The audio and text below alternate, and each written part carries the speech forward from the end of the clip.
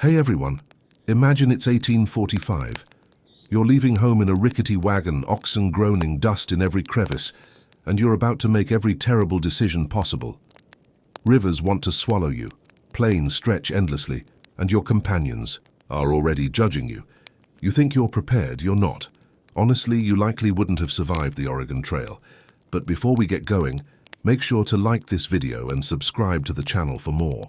Leave a comment on this video too, and let me know where you're listening in from.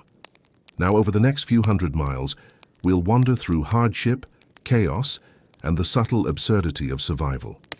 You probably won't learn anything useful, but you might just drift off wondering how anyone ever made it at all. It begins, as most grand disasters do, with a perfectly reasonable thought. You wake one morning in 1843, in a small, muddy town that smells faintly of damp wood and poor decisions, and you think to yourself, perhaps I should move to Oregon. Why? No one knows, not even you. Perhaps it was the newspaper article optimistically declaring that the West was full of opportunity, fertile land, and the sort of sunshine that didn't yet know the meaning of regret. Or maybe it was your neighbor, Jedediah, who claimed he knew a man who knew a man who'd gone there and come back rich, which is, of course, a lie. No one ever came back rich.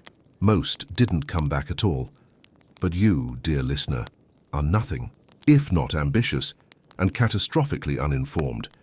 So you sit by the fire, listening to the faint hiss of the embers, and imagine yourself out there on the wide open plains. The freedom, the adventure, the strong sense of purpose, which, as it happens, is a common symptom of mild heat stroke.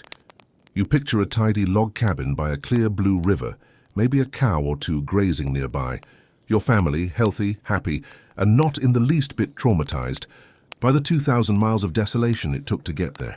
It all sounds lovely. But that's the thing about imagination. It never includes the smell. You've heard the stories, of course. A few brave, or perhaps just confused souls have already made the journey.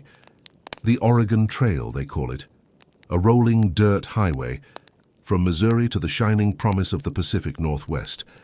The government, in its infinite generosity, is giving away land there. Free land. The posters cry, in letters so large and enthusiastic you can almost hear the desperation. What they fail to mention is that this land is roughly 2,000 miles away, over rivers, mountains, and what geographers lovingly refer to as nothing. Still, it's hard to resist the siren call of manifest destiny. The idea that if you simply walk far enough west, something wonderful will happen. A farm, perhaps. A legacy. Or at the very least, a slightly different kind of mud. And so, you decide. You're going to Oregon. You stand up, chest full of purpose, stomach full of yesterday's beans, and announce it to the room. I'm going west, you declare, to no one in particular. The silence that follows is less applause and more polite disbelief. Your spouse stares at you in the way one might look at a man announcing he's invented a new kind of square wheel. The neighbors shake their heads. Someone quietly bets a week's wages you won't make it past independence. You ignore them all, of course. You've made up your mind. And besides, how hard can walking be? With your decision made and your fate sealed, the next logical step is to pack. After all, how difficult could it be to prepare for a small journey of 2,000 miles through untamed wilderness? You make a list, a long one, beginning with everything I own and ending with hope. The general advice from people who've allegedly survived is to travel light, to bring only what you truly need, which is excellent advice that you will, of course, completely ignore. You start with the basics: food, water, and weapons. You're told you'll need at least 200 pounds of flour, 100 of bacon, 50 of beans, and an optimistic amount of salt. You look at this mountain of provisions and think, yes, that should do nicely. You will, by the third week, be eating shoe leather and praying for squirrels. Next comes clothing. Durable, practical, suited for both blazing heat and freezing cold. You, however, pack like you're heading to a summer picnic in hell. Wool coats, extra boots, and a fine Sunday suit, because one never knows when formal wear might be required in the middle of Wyoming. Your spouse gently suggests that space is limited, to which you reply with pioneering bravado, "We'll make it fit." You will not make it fit. And then, of course, the comforts of home cues. You add the family Bible because it seems wrong not to. Then your mother's tea set, a sentimental trinket, and, against all sense, a small piano. You reason that it will bring joy to the evenings. It will instead bring a hernia to the oxen. There's a method to this madness, of course. Deep down, you believe that if you can just bring enough of civilization with you, you won't feel the sting of leaving it behind. You can picture yourself after a long day on the trail, sitting by the fire, sipping tea and playing a gentle tune on that piano as coyotes harmonize in the distance. A beautiful image, though one that will soon involve a bonfire made entirely of piano parts. The wagon itself is another matter. It is, in essence, a small wooden box on wheels, designed primarily for the purpose of breaking down. You inspect it proudly, imagining it as a noble vessel of progress. In reality, it's less ship of dreams and more coffin with aspirations. Your oxen, those noble, patient beasts, stare at you with the blank expression of creatures who have seen too much. They've done this before, you realize. They know exactly how this ends. You pat one gently on the nose and whisper something encouraging, though the creature's sigh seems to translate roughly as, "You'll be the first to die." Still you persist. Every grand adventure begins with denial. You spend the next few weeks preparing, packing and repacking, consulting maps drawn by people who clearly hated you, and listening to local experts explain how to identify edible plants, a skill you'll later confuse spectacularly with randomly eating leaves. Each night, as the day fades into candlelight, you sit with your family and tell them stories about the life that awaits in Oregon. The rolling green valleys, the endless opportunities, the fact that no one you know has ever returned to complain about it. There's a warmth to it all, a kind of shared delusion that feels almost romantic. You imagine yourself standing on a hill overlooking your new homestead, the sunset painting the horizon gold. It's almost enough to make you forget the small detail that between you and that sunset lie deserts, mountains, snakes, and a truly impressive quantity of dysentery. But that's tomorrow's problem. For now, you sit back, the wagon creaking softly in the wind outside, and let the excitement settle over you like a blanket. You're doing something big, something brave, something profoundly unwise. You close your eyes, listening to the crackle of the fire and the faint lowing of oxen, and think, this is the start of the rest of my life. Which is true, though it will be a rather shorter rest of your life than you expect. Of course, no grand adventure is complete without a cast of companions, equally enthusiastic and or equally doomed. Your family is with you naturally, because nothing says adventure quite like coercing your nearest and dearest into risking life and limb for the promise of slightly better soil. Your spouse, who perhaps initially nodded along in quiet optimism, now stares at you with a look that could curdle milk. You sense a silent calculation behind their eyes. How many miles will it take before I leave this man behind to rot in a ditch? You smile reassuringly. They do not. Then there's the children, a blur of energy, innocence, and unreasonable curiosity. They have no idea what lies ahead, and for once ignorance is bliss. You pack them anyway, reasoning that exposure to mud, river crossings, and disease builds character. In reality, it will mostly build tantrums and blisters. And let us not forget the neighbors who, for reasons you will never understand, have decided to accompany you. There's old Mr. Thompson, who insists he knows all about farming, but can't distinguish a cow from a horse. Miss Abigail, who has packed enough linens to open a small shop, and young Timothy, who seems to believe that every minor inconvenience on the trail is a personal insult. They are collectively a recipe for disaster with wheels. Finally, the oxen. They are your most reliable companions in the sense that they cannot speak, cannot complain in words, and will eventually outlive most of your enthusiasm. You have 2, Bessie and Clive, who have been selected for their strength, endurance, and presumably their lack of better judgment. They stare at you constantly, exuding a calm bovine judgment that will haunt you in the weeks to come. This ensemble is, by any reasonable measure, ill-prepared for life on the Oregon Trail, but together you feel a sense of hope. Yes, hope. Or perhaps delusion. The difference is subtle, but it will become more obvious after the first river crossing. And yet, despite the wagon being overstuffed, the oxen unimpressed, and your companions quietly plotting revenge, you persist. There's something oddly soothing about total unpreparedness, a quiet acceptance that you will almost certainly fail, and perhaps spectacularly so. Consider your skills. You know how to cook simple meals, mend a sock, and occasionally shout at cows until they behave. You do not know how to navigate rivers, treat dysentery, or repair a broken wheel with a tree branch and determination alone. Yet you pack as though expertise is optional, a trivial detail. Your maps are hand-drawn by people with a strong dislike for accuracy, and you read them with the kind of confidence reserved for people who have never seen a compass in their lives. This looks right, you say. You are wrong, it does not. But that too is part of the adventure. You carry tools, hammers, saws, knives, though none are particularly sharp or useful for the actual problems you will encounter. You pack blankets and clothing suitable for a short stroll, not an entire continent, and still, you insist on bringing the piano. Yet there is a certain charm in the ignorance. The trail is merciless, yes, but there is poetry in watching dust rise with each step, in listening to the wind whisper through the prairie grass, and in seeing your oxen stare at you with a patience that borders on scorn. You feel in these moments a warm camaraderie with your companions. Not that any of you will survive the whole journey, but while you're together, the suffering is almost pleasant. Indeed, there is a strange comfort in imagining the disasters to come. The river crossings, the blizzards, the cholera. You picture them as abstract concepts not yet fully realized. It is a gentle form of preparation. You know the chaos is inevitable, but for now it is still theoretical. You can drift into a kind of meditative calm, picturing all the things that will fail while sipping tea, as if mere foreknowledge could protect you. You check the wagon one last time. Everything appears in its place. The bacon, the flour, the piano protruding slightly through the side panel. But you'll fix that later. You stroke the oxen gently.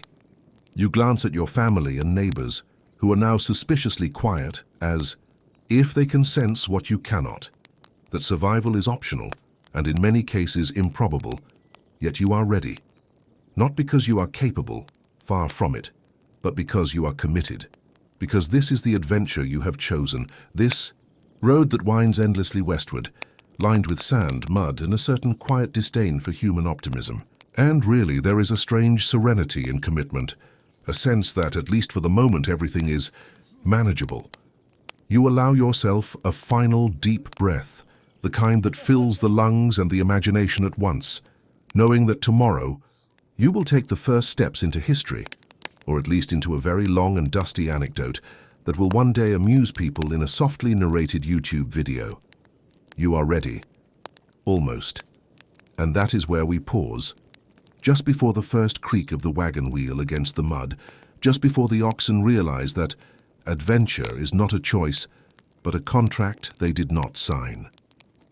You are standing at the threshold of something vast, terrifying, and historically educational. And in that moment, dear listener, there is peace. Packing for the Oregon Trail is, in retrospect, a curious blend of optimism, naivety, and an extraordinary misunderstanding of logistics. You have decided, quite firmly, that your wagon will carry everything necessary for a prosperous westward journey. And by everything necessary, you mean a slightly insane amount of footwear. The boots. Oh, the boots. In your mind, the West is a place of elegance, where every step across the plains should be taken in carefully polished leather. You have packed with meticulous care. Not one pair, not two pairs, but a full 10 pairs of boots. Every conceivable style. Riding boots, work boots, Sunday boots, boots with small decorative tassels, boots that might be considered formal in Europe, and one pair that you swear is comfortable enough for a brief stroll to the river, though you are fully aware that the river is roughly 20 miles away, and that the trail between here and there is less stroll and more torture in dust form. You arrange them with a certain pride in the wagon, stacking them neatly atop your folded blankets and next to the piano, which is now wedged in diagonally because, naturally, the boots have consumed more space than anticipated. You pat each pair gently, as if coaxing them to behave during the journey. The oxen watch with muted horror. They have long since given up asking questions. Meanwhile, you have given far less attention to the one truly critical element of survival: food. You've packed some flour, some bacon, a few sacks of beans and salt, though curiously only enough to season a single Sunday dinner for your entire traveling party. Water, likewise, is limited. You reason that the rivers along the way will suffice. You do not, of course, take into account that rivers are full of currents, wildlife, and an uncanny ability to wash away one's hopes and shoes simultaneously. Your logic is simple. If we have boots, we can walk. If we walk, we will reach food eventually. In theory, it is flawless. In practice, it is the beginning of a slowly unfolding tragedy. Packing for the Oregon Trail is less about efficiency and more about maintaining the illusion of preparedness. You can, at a glance, say, "We have everything we need." And indeed, you have everything except the one thing you actually require: enough calories to survive for more than a week. The flour sits in neat sacks, soft and dusty, as if laughing silently at your naivete. The bacon, wrapped in wax paper, smells faintly of overconfidence. The beans, despite their humble appearance, are almost as mysterious as the journey itself. You glance at them and imagine a long, cold night by the fire, a gentle breeze rustling, the canvas of your wagon, and yourself triumphantly cooking a stew so nourishing it will silence complaints. Reality, as usual, has other plans. You pack the wagon with obsessive care, layering the boots, the blankets, the small piano, and a box of what you optimistically call emergency supplies, though in truth, it mostly contains candles, a few worn books, and an umbrella, just in case the apocalypse involves light rain. You slide each item into place, pausing frequently to admire your own ingenuity. Each time you reassure yourself that this system is perfectly logical and should hold up for months of travel. It will not. As the sun begins to dip toward the horizon, you sit back and admire your work. The wagon is full, the oxen are standing stoically, and your companions are engaged in a quiet, grim debate over whether they should have packed lighter. You listen to their mutterings and nod gently, because polite disagreement is, at this point, the only reasonable response. To impending doom, you glance at the boots again. 10 pairs. They shine in the fading sunlight. They are a testament to your taste, your ambition, and your spectacular misunderstanding of the necessities of life. You imagine future generations telling stories of your journey, not of your heroic crossing of the plains, but of the boots. He brought 10 pairs of boots, they will say, and nothing to eat.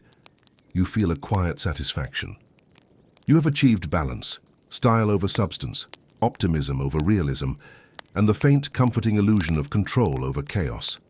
By now, you begin to notice subtle murmurs from the group. The children are poking suspiciously at the sacks of flour. Your spouse is eyeing the bacon as though it were the last candle on a birthday cake in a distant, starless night. Mr. Thompson has just suggested that the oxen might need shoes for traction on muddy plains, which, were it true, would further compromise your already overloaded wagon. You nod and smile, offering the sort of encouraging platitude that reads, "Everything will be fine." Mostly. Packing is not merely a physical exercise, it is an emotional and philosophical one. Each boot represents hope. Each sack of flour represents ambition. Each missing calorie represents the very small detail that you are, in reality, standing at the threshold of a long, dusty, historically educational failure. And yet, there is a soothing rhythm to it. Layering items in the wagon, checking off lists, adjusting the straps, patting the oxen, ensuring that the piano is wedged at precisely the correct angle to guarantee maximum inconvenience. It is all part of the meditative process of preparing for the impossible. You close your eyes briefly, listening to the creak of the wood and the soft sigh of the oxen. In that quiet, you almost believe you can survive, that you will overcome the dusty plains, the rivers, the mountains, and the illness. Almost.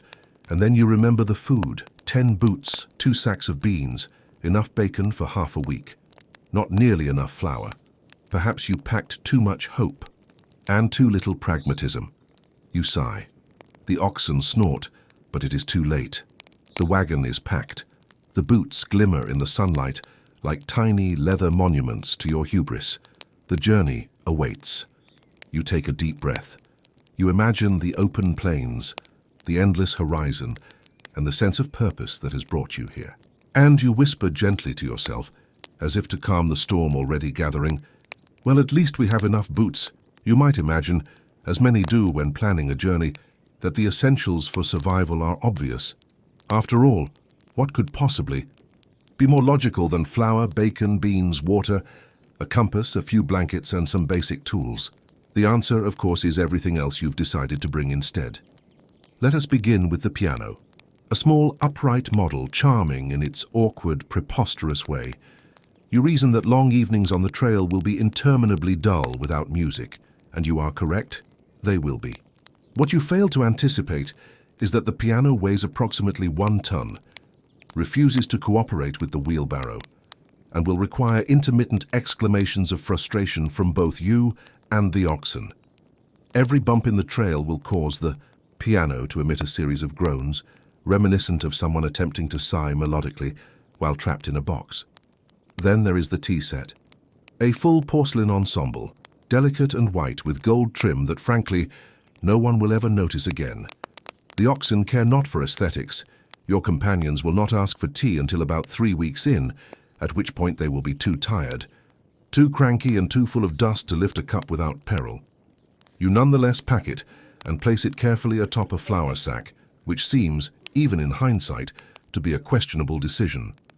Next, clothing. You have taken the advice to bring layers very seriously. 3 coats, 4 pairs of trousers, a velvet waistcoat, because appearances matter even in the middle of Kansas, and an inexplicable quantity of scarves. You imagine chilly evenings by the campfire, wrapped in fabrics of varying warmth, sipping, something hot and reflecting on the majesty of the plains. Reality: within 2 weeks you will be sweaty, muddy, and entirely convinced that every layer of clothing is a betrayal. You also pack a variety of trinkets, each with sentimental value. A framed portrait of your aunt, several tins of biscuits, a small carved wooden horse, and inexplicably, a set of delicate embroidery floss. These items will serve no practical purpose. In fact, they will become increasingly irritating as the journey progresses, falling out of crates, tangling with blankets, and occasionally smacking unsuspecting travelers in the face. Yet, you insist upon bringing them, claiming that comfort and morale are essentials. Morale, as it turns out, is a relative concept. Meanwhile, you have only vaguely considered actual survival items. You have 1 hatchet, a hammer that bends slightly when stressed, and a collection of nails that may or may not fit your wagon. Water is rationed in a single barrel, because surely you will encounter streams along the way, which you will, and they will be full of water, but also full of silt, rocks, and occasionally floating debris that looks suspiciously like someone else's lunch. You consult a list of recommended essentials drawn from the journals of real pioneers. Flour, yes. Bacon, yes. Beans, yes. Salt, sugar, coffee, and dried fruit, all yes.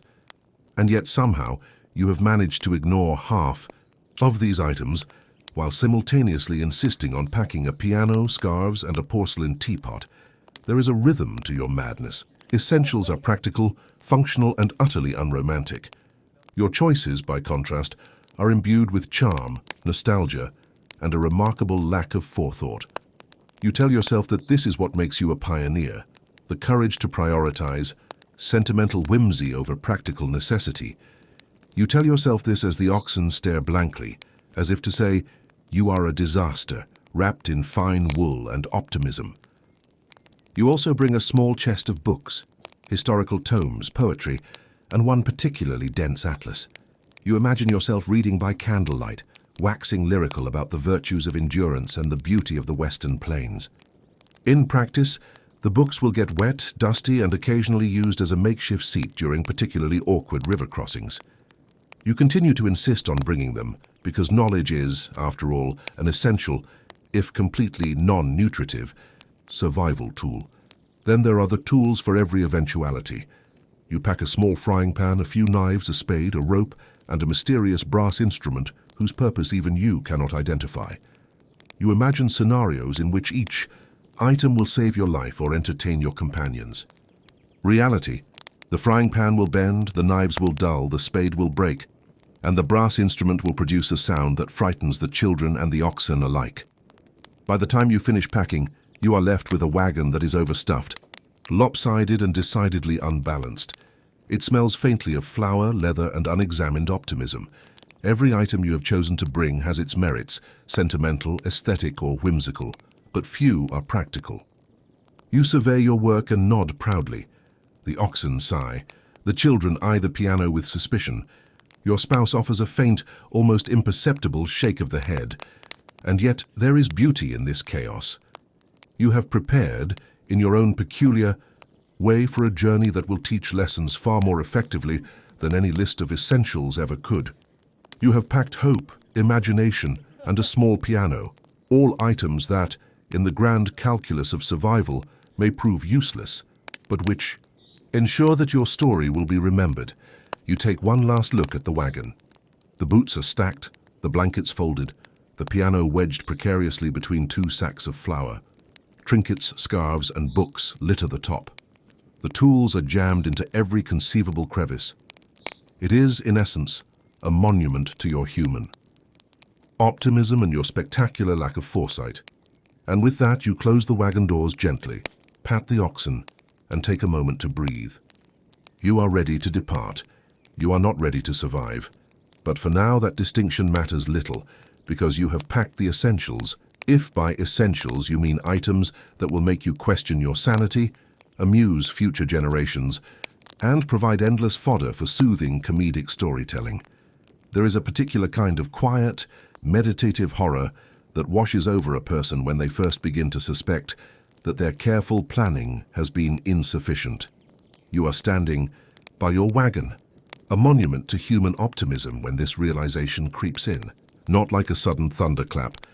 No, it arrives gradually, like a polite but insistent knock at the door, or the faint groan of an ox questioning your life choices. It begins subtly, perhaps with the first creak of the wagon as you attempt to roll it down the street. The wood, which seemed sturdy and noble yesterday, now protests with every inch of movement. The wheels twist slightly under the combined weight of flour, bacon, boots, blankets, books, the piano, and inexplicably, a small tin of biscuits you have convinced yourself are essential for morale. One wheel wobbles. You ignore it. Optimism, as ever, is the lubricant of human error. The oxen, meanwhile, begin their subtle protests.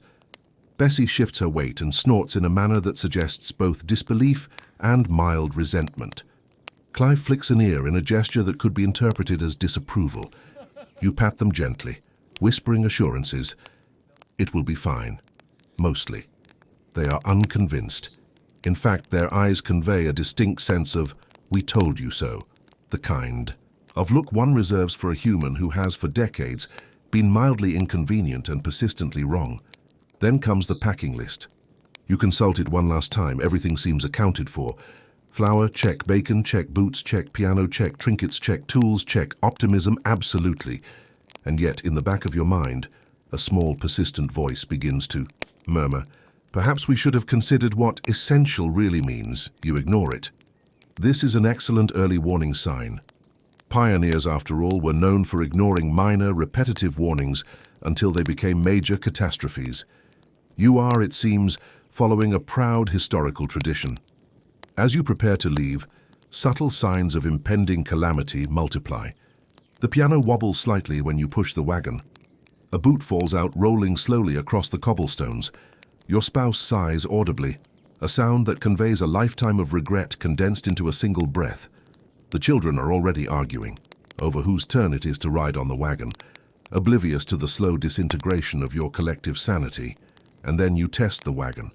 A gentle nudge, just to see how it moves.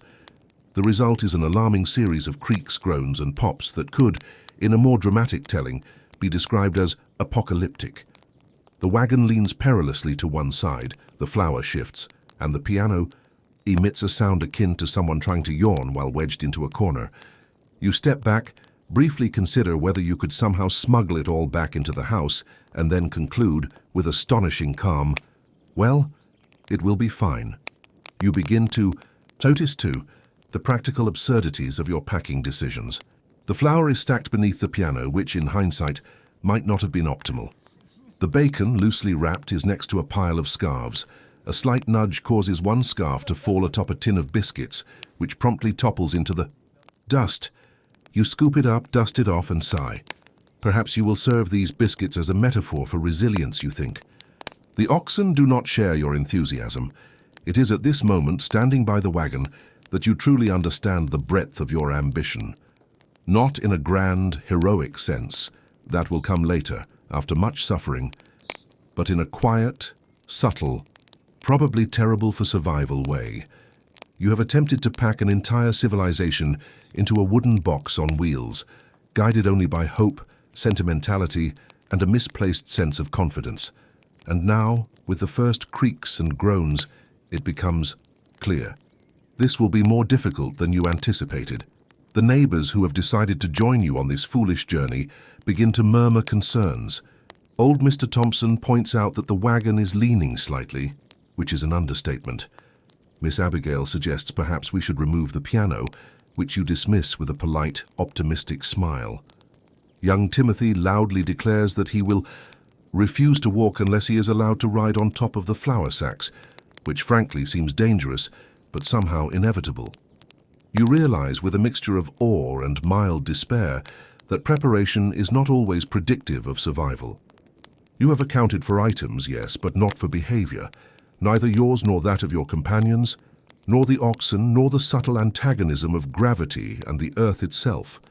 The wagon, a supposed vessel of progress, has revealed itself to be a harbinger of chaos, and yet there is a peculiar calm in this realization. Perhaps it is the dry acceptance of historical inevitability. Perhaps it is the soothing knowledge that in the grand scheme of things, this is only the first of many minor disasters you will encounter. Perhaps it is simply the meditation of standing next to a creaking wagon, watching dust swirl in the evening light, and acknowledging that you are about to embark on a journey that will test every ounce of your hubris. You take a final, deep breath. The sun dips low, casting long shadows across the cobblestones. The oxen shift their weight again, sighing softly in a manner that could be described as philosophical disappointment. Your spouse nods at you with an expression that blends affection and resignation. The children continue arguing. The piano tilts slightly, and in that moment you understand something profound. You are utterly, magnificently unprepared.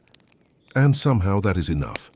Because once the wagon begins to roll, once the dust rises, and once the oxen start walking toward the horizon, there is no turning back. There is only forward, only adventure, only the slow, dusty, historically educational descent into what you will one day recognize as inevitable disaster. And in the quiet hum of that realization, you can almost feel a kind of calm. The calm of someone who knows that mistakes have been made, consequences await, and yet, somehow, the journey will be oddly enjoyable. In a horrifying sort of way, it is at this stage, standing by your creaking, overstuffed wagon, patting the oxen, and silently wondering why you thought a piano was necessary, that one might pause to consider the historical record. You, of course, are not just any traveler. You are a catastrophic human with a strong sense of optimism and a penchant for sentimentality. But others have walked this path before you. Real pioneers, though equally determined, were marginally more sensible. They packed lightly by necessity, a few sacks of flour, a modest quantity of bacon, beans, coffee, sugar, and salt. Perhaps a small kettle, a frying pan, a sturdy axe, and a simple toolkit. Clothing was practical. Durable trousers, shirts, boots that actually fit, and maybe a spare hat.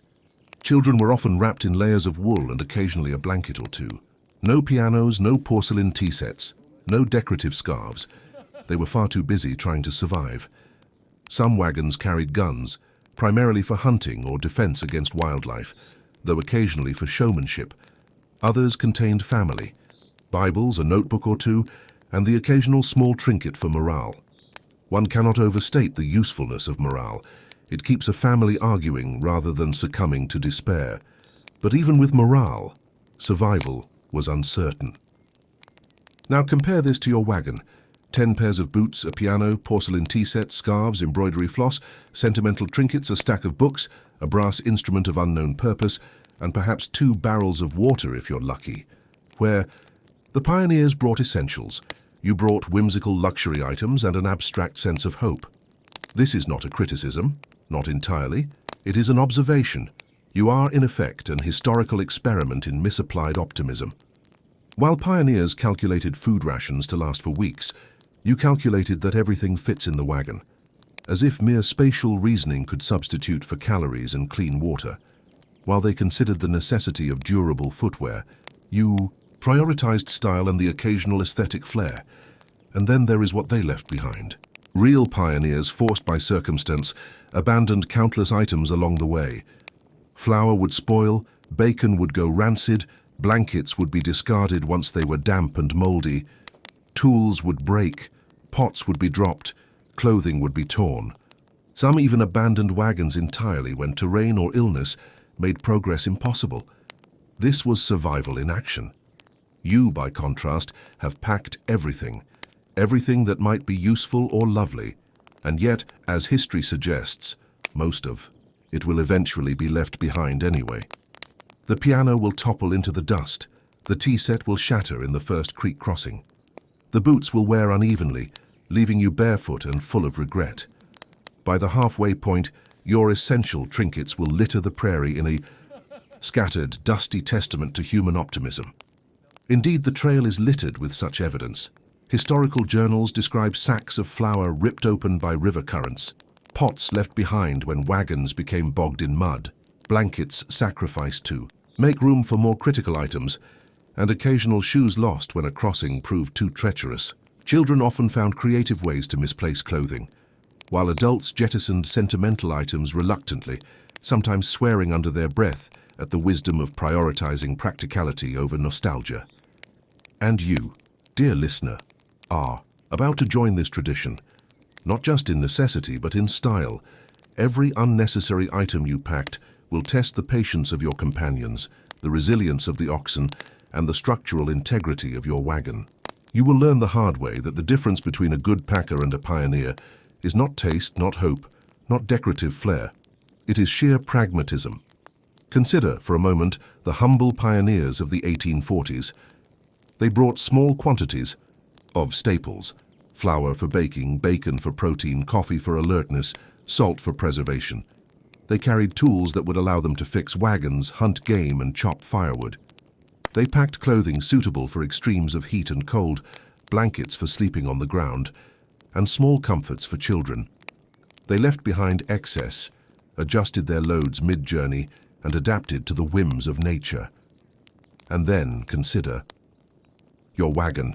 You have everything, and simultaneously nothing you actually need. Each sentimental choice, each impractical item, amplifies the difficulty of every mile ahead. Yet there is a kind of poetic symmetry here. Pioneers discarded items out of necessity, while you will discard them out of inevitability. Both methods arrive at the same result. The trail claims everything. You can almost picture it now, a gentle breeze kicking up dust across the plains, a toppled piano leaning against a fence post, boots scattered like forgotten monuments, a porcelain teapot glinting in the sunlight. Somewhere in the distance, a pioneer might pause, glance at this strange modern wagon and think, yes, that is exactly how not to pack. And you, standing proudly beside your creation, will nod calmly. They will understand your method in hindsight, and that, dear listener, is the final lesson of packing for the Oregon Trail. Essentials matter, practicality is king, and sentimentality is a luxury that history will allow you only if you survive the first week. Otherwise, it will simply blow away in the prairie wind, along with half of your hopes and a small pile of boots. So take a deep breath, pat the oxen, and acknowledge the truth. You are not just unprepared. You are spectacularly, historically, memorably unprepared, but in a way that is half the fun, because the real pioneers, for all their wisdom, never had a piano in the wagon, and soon neither will you. You stand on the threshold of the known world, which in practical terms is a small town with one general store, 3 chickens that seem perpetually offended, and, heaven help you, indoor plumbing. You breathe in deeply, savoring the sense of civilization. Fresh bread from Mrs. Whitaker's bakery, the faintly acrid tang of horse manure on Main Street, and the comforting whir of pipes carrying warm water somewhere behind the walls of the town hall. Soon all of this will be behind you. Not just the buildings and streets, but the comforting illusion that life is manageable. You glance at your wagon, which leans slightly to the left under the combined weight of flour, boots, a piano, and your boundless optimism. The oxen are planted stoically in front of it, refusing to acknowledge the grandeur of the moment, while your neighbors, equally unprepared and vaguely optimistic, cluster around.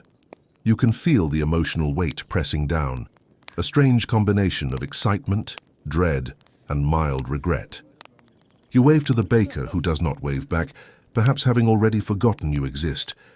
Mrs. Whitaker is busy wrapping her last batch of bread, and you silently acknowledge that this may be the last time you will taste a loaf that has not been dusted with prairie grit. Your family gathers beside you, each member attempting to radiate courage. Your spouse offers a strained smile, the kind that says, "I will forgive you if we survive this." The children bounce nervously on the balls of their feet, clutching scarves, hats, and whatever small items they have insisted on bringing. Their excitement is contagious, of course, but it does little to mask the faint horror creeping across your face as you survey the wagon one last time. You take a final glance at your house, at the toilets gleaming like beacons of civilized life. Indoor plumbing, a wonder taken for granted for decades, now seems like a luxury beyond comprehension. The thought of facing the trail's dust, mud, and occasional bodily functions without that simple convenience fills you with both nostalgia and trepidation. You feel a pang of longing, not just for comfort, but for the certainty that the flush handle will work without hesitation. And yet, despite the sentimental tug, there is no turning back. The wagon is packed, precariously. Yes, but packed nonetheless. The oxen are harnessed. The neighbors are holding awkwardly to their supplies, shuffling slightly as if unsure who should speak first. Somewhere behind you, a small child is humming a tune that is either hopeful or ominous. It is difficult to tell at this distance. The send-off itself is a muted affair, hardly the dramatic parade one imagines from history books. There is no band, no cheering crowd, only the occasional wave from a neighbor who is already regretting their own participation, the creak of wooden wheels under absurdly heavy loads, and the low, skeptical snort of your oxen. You pat them gently, murmuring assurances that they seem to consider deeply insulting. There is a rhythm to this moment, a quiet tension that fills the air. You breathe in dust, anticipation, and the faint lingering scent of roasted bread, and you allow yourself to imagine, for a brief, foolish moment, that this will be an orderly journey, that perhaps the oxen will cooperate, the wheels will stay aligned, and the piano will remain upright. The possibility is so slight it is almost laughable, but it is comforting nonetheless. As the wagon lurches slightly when you nudge it forward, reality begins its subtle intrusion. The wheels creak ominously, and one of the oxen stamps impatiently. Somewhere along the line, a sack of flour has shifted. You feel it, a soft rumble under the wagon's base, like a whispered warning. Not everything will go as planned. You wave, one last time to the town, which has already resumed its indifferent routines. The general store owner wipes his hands on a rag and mutters something about those fools with the piano. You cannot hear it clearly, but it is probably accurate. The baker shakes her head as if she knows you will regret leaving civilization, in pursuit of dust, sun, and the occasional snake bite. And then you are moving. Slowly at first, a hesitant crawl, with the wagon creaking and groaning, oxen nudging against one another, and neighbors holding on to the hope that the first mile is as difficult as it gets. It is not even close. But for now there is a moment of triumph. You are outside, you are leaving town. You are officially on the Oregon Trail, or more accurately, on the beginning of what will become a long, dusty, mildly catastrophic journey westward. You take a deep breath of prairie air, sweet with the promise of adventure and faintly bitter with regret, and allow yourself a moment to feel proud. Pride is fleeting, but in this instant, standing beside your overstuffed wagon, watching the familiar streets recede behind you, it is enough. Enough to calm your nerves. Enough to convince yourself, if only temporarily, that this truly is a wise, well-planned expedition. For now, dear listener, you may savor this farewell, a last glimpse of indoor plumbing, clean streets, and the comforting illusion that civilization is permanent. Beyond this point lies dust, heat, sore muscles, and a gradual, steady erosion of both hope and footwear. But that, as you have already learned, is exactly the kind of adventure you signed up for. You take one last glance back, straighten your posture, pat the oxen, and whisper softly, though they do not understand, forward into history, and... With that, the wheels creak again. Your neighbors wave awkwardly, and the emotional farewell is complete. You are moving. Civilization recedes. The trail begins. At first, the open road feels like freedom. The sky stretches on forever, blue and unblemished, with clouds scattered like careless brushstrokes. The air smells faintly of sagebrush and opportunity, two things that, as it turns out, grow wild out here. You ride high on the bench of the wagon, reins in hand, feeling rather heroic. Dust kicks up behind you in a stately plume, and the wheels hum with a rhythm that feels almost musical. Creak, groan, clatter, squeak. It is not so much a symphony as it is the sound of wood gradually surrendering to despair. Still, for the first few miles you find it charming. Look at us, you think proudly, true pioneers, travelers on the frontier, explorers of the great unknown. You imagine future generations speaking of your courage and fortitude, perhaps naming a modest creek or mosquito-infested valley after you. There's a thrill in that thought. The horizon, you notice, seems perpetually just out of reach. Every time you crest a small rise, expecting to see the next destination, you're greeted instead by another endless stretch of shimmering grassland. It's lovely, of course, peaceful, until you realize that this is it. For the next several hundred miles, just you, the wagon, the oxen, and the sound of your own optimism slowly deflating. For a while, the group travels in good spirits. Children laugh. Someone begins to hum a jaunty tune that quickly devolves into humming purely to fill the silence. You exchange polite conversation with fellow travelers. "How far do you think we'll make it today?" asks one. "Oh, I'd say at least 20 miles, you reply, with the cheerful ignorance of someone who has never actually walked 20 miles. And then comes the first bump. The wagon jolts over a hidden rut, with a sound that suggests something important has just broken. You glance behind you. Nothing visible, thankfully, but a strange rattling begins somewhere deep inside your cargo. Possibly the piano, possibly your sanity. You continue on, trying not to think about it. The road evens out again. The oxen plod forward, unbothered by anything except existence. Their pace is best described as glacial with attitude. You flick the reins gently, urging them along. One looks back at you with a glare so withering that you find yourself apologizing. Allowed hours pass. The enthusiasm of departure has begun to fade, replaced by a vague awareness that you are still very much in the same general spot. The wagon's wheels have left deep, determined grooves in the earth, but progress feels more spiritual than physical. That's when you first notice the walkers. At first you assumed everyone would ride.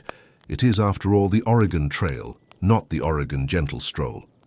But slowly, quietly, one by one, the others begin climbing down from their wagons. And, walking, you watch in confusion. Why are they doing that? You ask aloud, as if anyone will answer. The realization comes gradually. You look down at your wagon seat, at the rough wood pressing into your spine. You feel every bump, every jolt.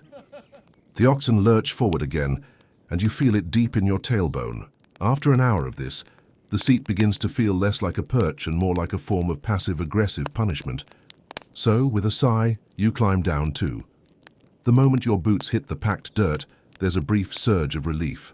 The road, solid beneath your feet, the rhythmic crunch of earth with each step.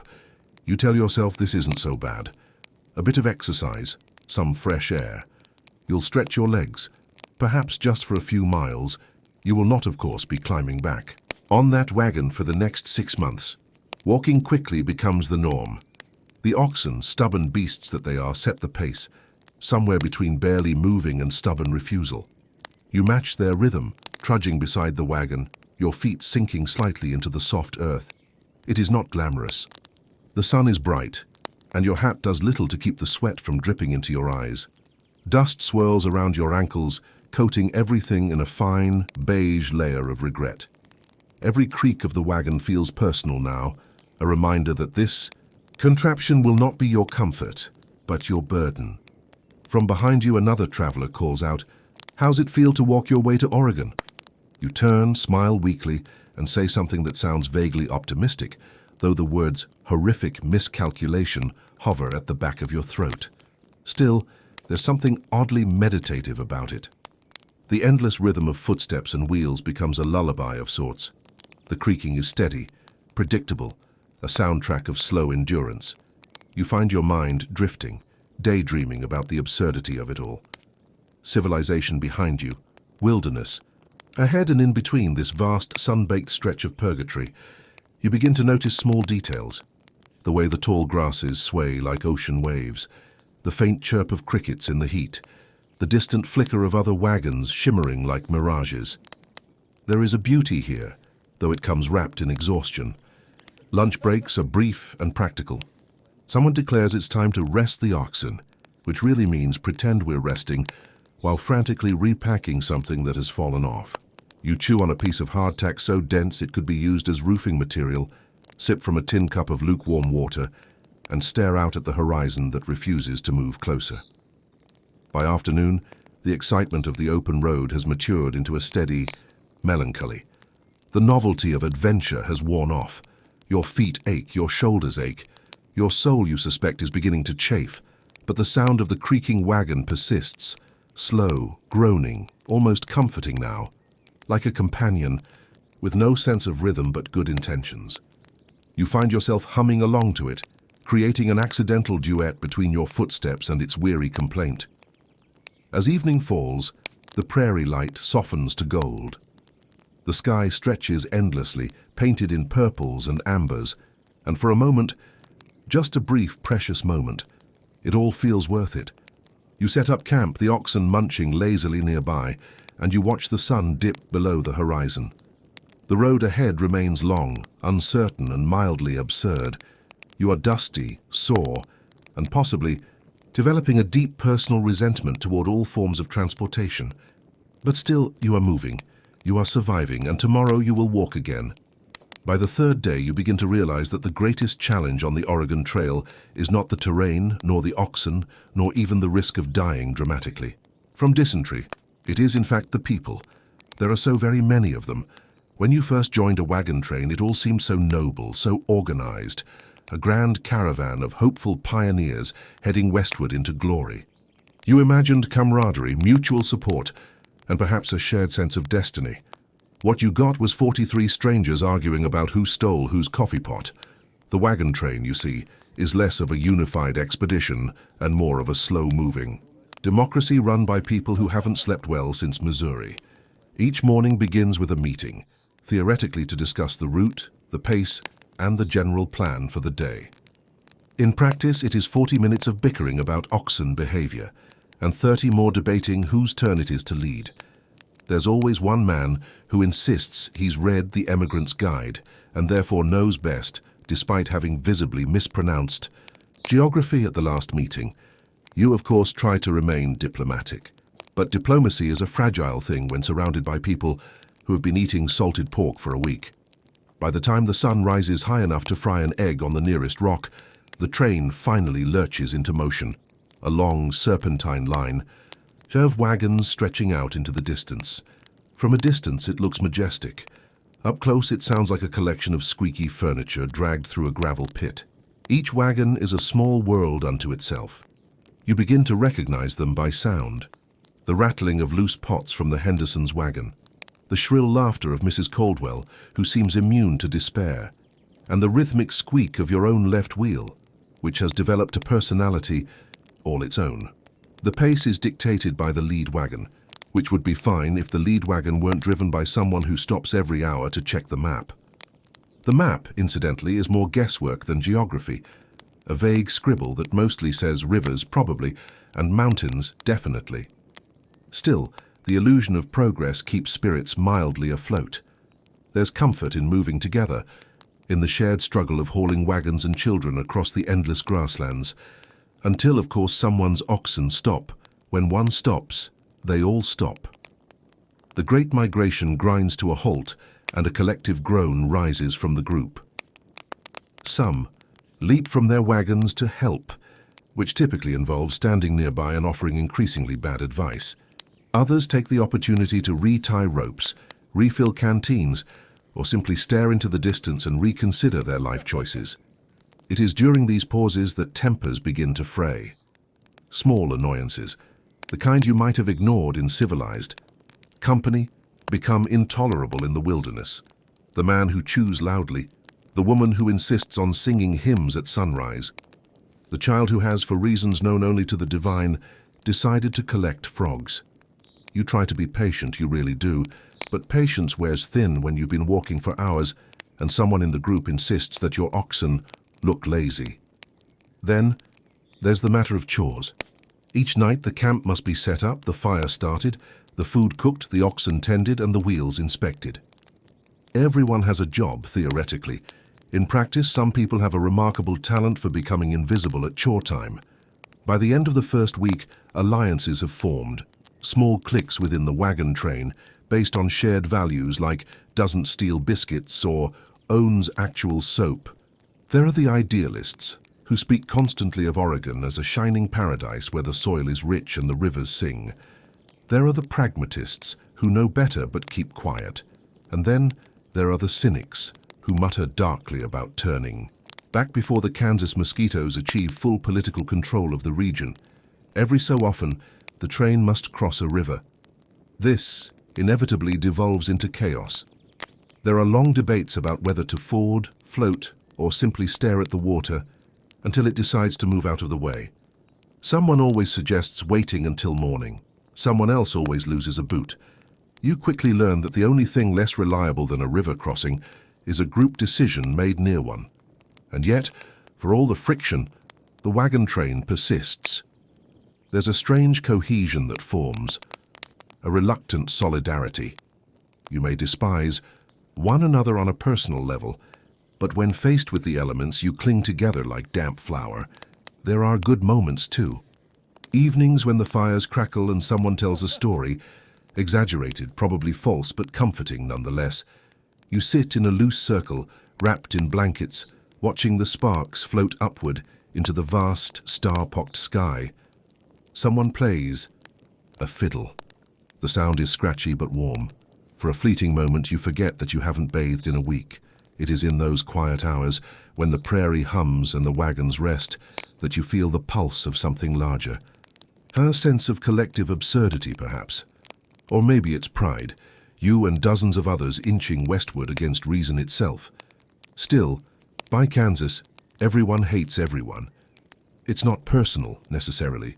It's just cumulative. The constant proximity, the endless chores, the slow erosion of manners. Polite conversation has devolved into muttering. Smiles have become grimaces. You've learned to identify people by the way they sigh. By the time the train rolls past the Kansas River, you've stopped bothering to wave to neighboring wagons. The fellowship of the road has given way to quiet endurance. You keep your head down, your oxen steady, and your temper buried deep beneath layers of dust and self-control. And yet, miraculously, you keep going. Because despite everything, the arguments, the blisters, the relentless squeaking of that infernal wheel, there's still a shared purpose. The belief that somewhere ahead lies a better life, or at least a patch of land less aggressively flat, and that somehow is enough. At some point, perhaps on the 5th or 6th day, though time has already begun to lose its shape, you realize that your enthusiasm has shifted. It hasn't vanished entirely, of course. It's simply evolved. Once your spirit had been aflame with adventure, glowing brightly with the promise of discovery and destiny. Now that same spirit burns more like a candle in a light breeze, still there but occasionally flickering out when the oxen sneeze. The trail you've discovered is less romantic expedition and more slow endurance challenge with light. Dust inhalation. It begins innocently enough. You wake to the sound of creaking leather, the faint murmur of morning voices, and the ever-present groan of the wagon's wood settling. The air is crisp, the sunrise golden. You stretch your arms, breathe deeply and think, yes, another day of adventure. And then you step down from the wagon. That's when it hits you. A sharp reminder from the soles of your feet that you are, in fact, mortal. Blisters, plural.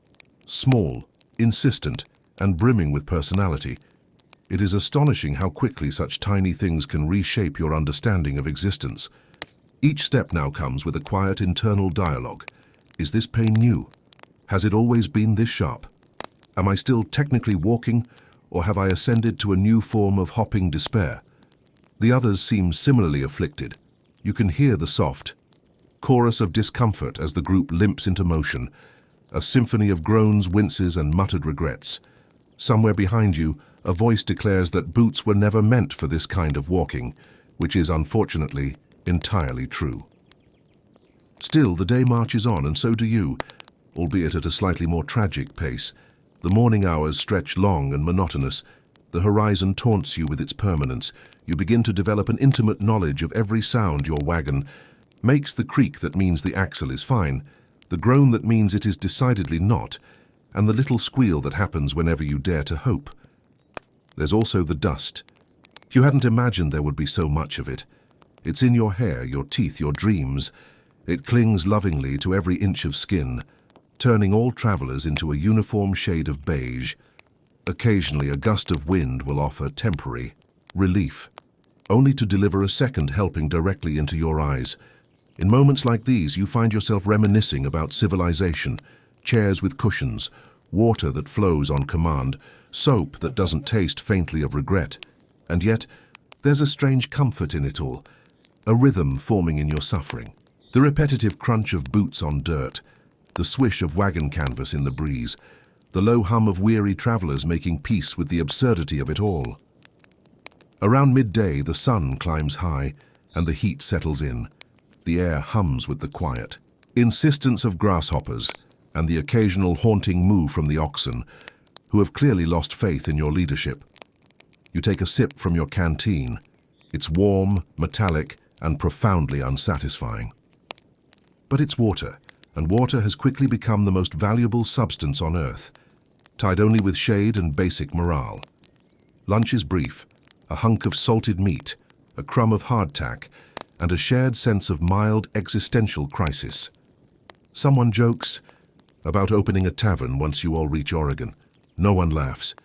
Not because it's a bad joke, but because chewing has become a full-time occupation. By afternoon, fatigue sets in. You begin to envy the oxen. Yes, they're slow and smell faintly of despair, but at least they seem emotionally consistent. You, on the other hand, have entered a phase best described as dust-coated delirium. Thoughts wander. You start naming rocks. You hold entire conversations with your blisters, who are now your most constant companions. It's in this state that you begin to notice small, oddly profound details. The way sunlight filters through the wagon canvas, the shimmer of distant prairie grasses like a golden sea, the faint laughter of children playing somewhere behind the wagons, oblivious to the adult chorus of silent misery. You realize, despite everything, it's beautiful here. Quiet, endless, humbling.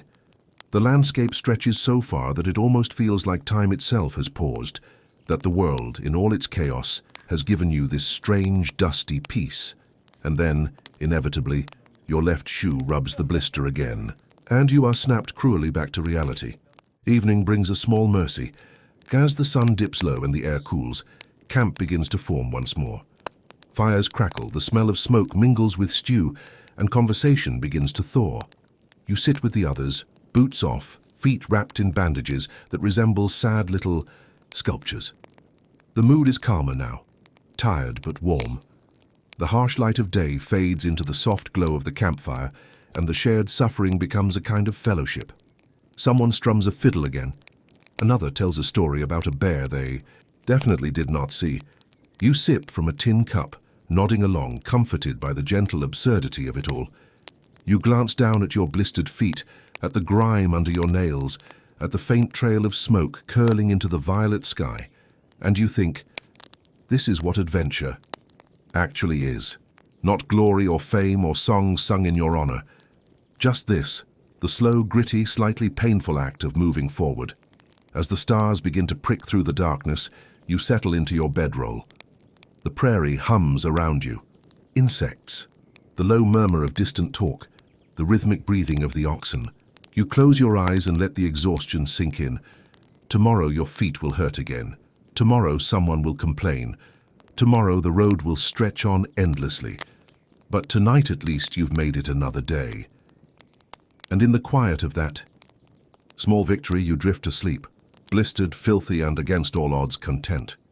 If you've ever wondered what an average day on the Oregon Trail truly feels like, imagine waking up inside a bag of flour, stepping into a furnace and being serenaded by the sound of wooden despair. That should put you fairly close. The day begins before the sun has quite decided to show itself. The air is cool, the prairie still wrapped in that brief, fragile silence between night and the next round of misery. You open your eyes to the faint rustle of canvas and the soft murmur of others stirring. For a brief moment you forget where you are. Then you inhale, taste dust, and remember everything at once. The first sound of morning is not birdsong. It's coughing, a collective communal hacking that ripples down the line of wagons like a symphony of respiratory regret. Someone sneezes in F-flat. Someone else swears creatively about stepping on a tack. You pull yourself upright, bones creaking like your wagon's suspension, and take stock of your situation. Your boots are where you left them, beside your bedroll, covered in a fine crust of yesterday's adventure. You put them on anyway because dignity is a distant memory now. Breakfast, if one can call it that, consists of coffee strong enough to dissolve a nail and biscuits with the texture of roofing tiles. There's a brief flurry of conversation, mostly logistical, occasionally delusional, as people discuss the day's route. "If we make 20 miles, someone says optimistically. Everyone nods, knowing full well you will make 9, possibly 10 before something catches fire. The oxen are coaxed into motion with gentle persuasion and firm regret. They respond with a look that can only be described as existential fatigue. As the wagons creak into movement, the familiar symphony begins again. The rumble of wheels, the jingle of harnesses, and the soft chorus of travelers questioning every decision that led them here. The morning stretch is deceptively peaceful. The prairie, bathed in gold, feels infinite. The air is fresh, or at least fresher than it will be in 3 hours. You begin walking, because of course you are walking, and for a while you even enjoy it. The sky feels impossibly large, the light soft, the horizon endless. There's a strange meditative quality to it all. You think briefly that you could get used to this, that perhaps the rhythm of the trail has its charm, and then the first wagon wheel hits a rock. The resulting sound is halfway between a crunch and a curse. The train halts. People gather. Someone mutters about greasing the axle. Someone else insists it was fine yesterday. You stand there, hands on hips, wondering if Oregon might simply move closer out of pity. Repairs take time. Always more than you think. While you wait, you sip from your canteen, the water now a pleasant shade of tepid disappointment, and try to ignore the growing heat. By late morning, the sun is high and the air is shimmering. You've removed your hat 3 times to fan yourself, and then immediately put it back on to avoid sunstroke. Around midday, you stop for lunch. There's no shade, of course. There never is when you need it. So you crouch beside the wagon, wheel and chew in silence, pretending the hardtack is something edible. Someone nearby insists they've spotted buffalo tracks. Someone else insists that's just where they dropped their boot. By now, conversation has dwindled. Everyone is conserving both energy and patience. The children, somehow still lively, chase one another between wagons, raising more dust and existential questions about where they find the strength. The afternoon is a slow unraveling of optimism. The road stretches on endlessly, each mile indistinguishable from the last. You pass the time by counting grass tufts or imagining what your house back home smells like. Soap. It smells like soap. Your feet ache. Your blisters have unionized. Every muscle in your body now has a distinct opinion about your life choices. The oxen plod on, indifferent to your suffering. They are the philosophers of the trail, slow, deliberate, unimpressed by human drama. Occasionally, something exciting happens. A jackrabbit darts across the path. Someone drops a barrel. A hat blows away, chased heroically for several minutes before being abandoned to fate. These are the highlights. By late afternoon, the light softens again, and the landscape shifts into something almost beautiful. The sun dips lower, turning the grasses to bronze, the wagon shadows stretching long and lean. You feel the day's weariness settle in, deep, familiar, oddly comforting. Camp is called. Wagons form a loose circle, a shape meant for protection, though mostly symbolic, as wolves would likely be more deterred by your cooking. Fires are lit, and the air fills with the smell of smoke, stew, and mild despair. Dinner is hearty but unimaginative. Beans, salt pork, and whatever edible material hasn't fallen off the wagon yet. Still, under the vast prairie sky, it feels almost luxurious. The flickering firelight softens everything. The lines on faces, the dust on skin, the absurdity of it all. There's talk, laughter, the occasional argument about whose turn it is to fetch water. Someone tells a joke that might have been funny if anyone still had the energy to laugh. The oxen settle nearby, chewing with slow, deliberate indifference. Night descends gradually, the stars appearing in clusters, then in waves. You lie back, against your bedroll, the fire crackling low beside you, and stare upward. The sky is endless, black velvet scattered with cold silver light. It feels ancient, permanent, utterly unmoved by your tiny expedition. For the first time all day, you're still. The aches fade slightly. The wind hums softly through the grass. The camp murmurs with quiet contentment. You feel oddly at peace. This is the rhythm of trail life. Wake, walk, complain, endure, sleep, repeat. Each day much like the last, yet somehow different. A slow march toward something distant, half-imagined and possibly overrated. But lying there under that vast, indifferent sky, you can almost believe it's worth it. Morning arrives with a merciless sun and a chorus of coughs, groans, and an occasional squeak from your wagon that sounds suspiciously like it is laughing at you. You pull yourself upright from the bedroll, stiff as a board, and contemplate breakfast. Breakfast, in theory, is a meal designed to energize. On the trail, breakfast is optional. The flour sacks, hardened into shapes vaguely reminiscent of biscuits, resist all attempts at eating. Coffee is lukewarm, gritty, and smells faintly of regret. You stir it anyway, pretending you are not drinking what is essentially brown, weak mud. Around you, other travelers engage in their morning rituals. One man attempts to cook an egg over the fire, which promptly sticks to the pan and then to his shoe. A child discovers yesterday's bacon behind a wagon and insists it is fine. You nod politely, holding back both horror and laughter. Dust settles everywhere. It clings to your hair, your clothes, your food. The biscuit, already dry, now tastes faintly of earth. You chew slowly, savoring the flavor, or imagining you are. Breakfast ends with everyone spitting out small particles of prairie dust in polite resignation. The morning march resumes. The sun rises higher. Sweat begins to mingle with dust, forming a unique seasoning that coats your skin. You take small comfort in the fact that at least no one will mistake you for a city dweller. Civilization is behind you, and your appearance has decisively abandoned any pretense of normal hygiene. By midday, lunch arrives, a haphazard spread of hardtack, dried meat, and whatever else has survived the wagon's subtle collapse of organization. Hunger sharpens your awareness of despair. Each bite of hardtack crunches like stepping on tiny stones. Each sip of water tastes faintly of iron and defeat. Conversation dwindles to murmurs about whether the next river crossing will actually require any effort, or if it will simply serve as another opportunity for chaos. A nearby wagon shakes slightly as a child accidentally tips over a tin cup.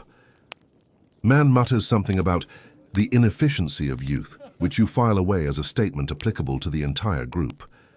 Lunch is punctuated by the occasional groan of oxen, the clink of metal utensils, and the realization that even your packed food has begun to take on a dust-scented personality. By late afternoon, the digestive consequences of the trail begin to emerge. You feel it subtle at first, a warning in your stomach. By evening, it's unavoidable. Dysentery, that faithful companion of pioneers, makes itself known. The firelight dances across the camp as travelers retreat to the privacy of bushes, wagon interiors, and anything vaguely inconspicuous. Dinner is no longer a meal but a strategic maneuver. You eat in calculated sips and bites, aware that every decision carries consequences that may echo through the night. A conversation about tomorrow's route is punctuated by coughs, sighs, and the occasional frantic dash by someone who clearly underestimated yesterday's rations. The oxen, thankfully, are unaffected. They chew quietly, occasionally flicking, their tails in mild judgment. You envy them. They will not suffer the human consequences of trail cuisine. As the stars appear, the smells of smoke, salted meat, and digestive urgency mingle in the cool air. It is, in its own grim way, charming. You lie back on your bedroll, contemplating how your body has become a fragile, dust-laden ecosystem. The prairie stretches around you, indifferent to your discomfort, and yet somehow comforting. You reflect on the day, breakfast with dust, lunch with despair, and dinner with dysentery. Each meal an adventure, each bite a lesson in humility. And tomorrow you will do it all again, and somehow you will survive. Or at least continue moving west, which at this point is victory enough. It is during the slower, dusty hours of the afternoon that you begin to notice the wildlife. At first it's subtle, a flicker in the tall grass, the soft rustle of something moving just out of sight. You tell yourself it is nothing, perhaps a rabbit, perhaps your imagination, perhaps the spirits of past pioneers shaking their heads at your naivete. Then, inevitably, the trail reminds you that you are not alone. A snake, long and gleaming like polished wood, crosses the path in front of your wagon.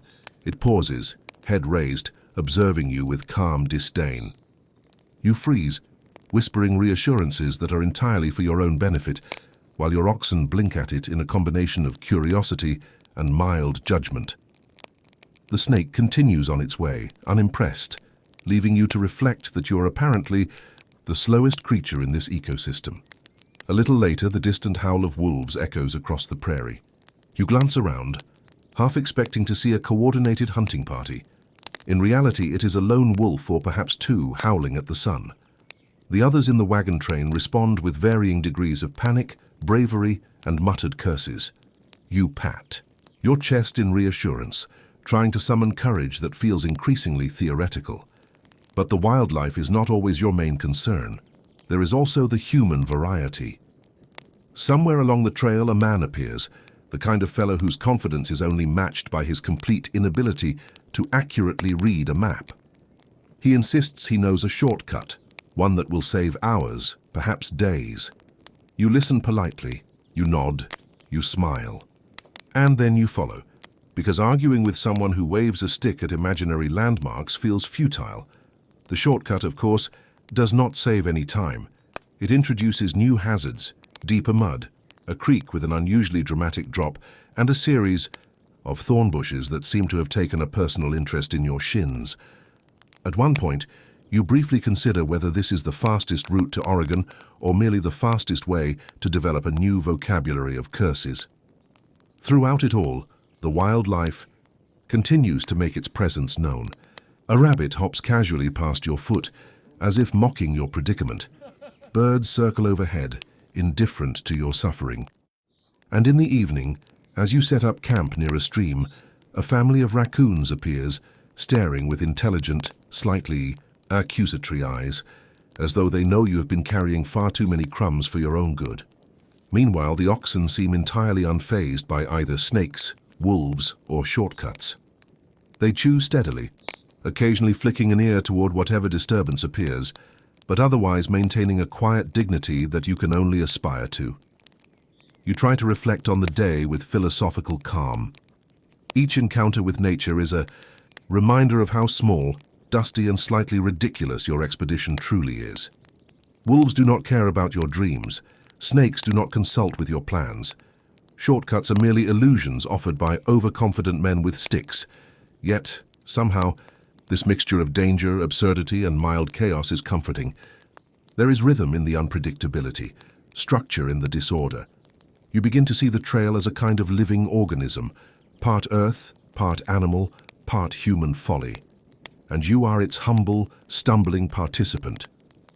By dusk, The sun lowers in a burnished sky, and the prairie glows in gold and violet, and you sit by the fire, listening to the distant calls of animals and the occasional groan from a fellow traveler who has walked straight into a thorn bush. Someone recounts the day's events, slightly embellished, slightly terrifying, and entirely true in spirit. You laugh softly, marveling at the strange camaraderie that grows from shared discomfort. Night falls fully, and the world contracts to the circle of firelight. The oxen settle nearby, the raccoons vanish, and the snakes, presumably, sleep in their own inconceivably snake-like way. The wolf howls fade into memory, leaving a faint echo in your imagination. You crawl into your bedroll, tired but oddly content, knowing tomorrow will bring more dust, more blisters, more questionable shortcuts. You close your eyes, the faint sound of the creek whispering nearby, and realize something profound. The trail may be long, exhausting, and occasionally terrifying, but it is alive, and so are you, if barely. And somewhere, just beyond your reach, Oregon waits. By the time night descends on the trail, you have achieved something remarkable. A full day of survival, discomfort, and a hygiene level that would have horrified any civilized acquaintance. You lie down in your bedroll, already stiff from hours of walking, and immediately notice the subtle, pervasive aroma that has become your constant companion.